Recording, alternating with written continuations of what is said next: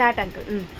భూమి ఒక్కటే, విత్తనము ఒక్కటే, చెట్టు ఒక్కటే, కానీ ఆ చెట్టుకు ఎన్నో విత్తనాలు, ఆ విత్తనాలకు ఎన్నో చెట్లు.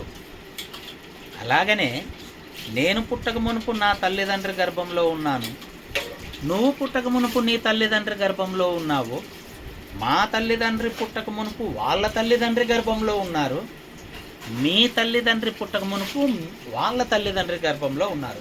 ఇలా ఎవరి తల్లిదండ్రి గర్భం లేక వాళ్ళు అలా అలా అలా వెళ్ళిపోతూ ఉంటే ఒకనాడు మీ తాత మా తాత అన్నదమ్ముళ్ళు విడిపోయినారు. వీళ్ళంతా సంతానం విడిపోయి వేరే వేరే దేశాలు, వేరే వేరే ఖండాలుగా మారి వేల సంవత్సరాల చరిత్ర కదా ఆ వంశవృక్షం అంతా.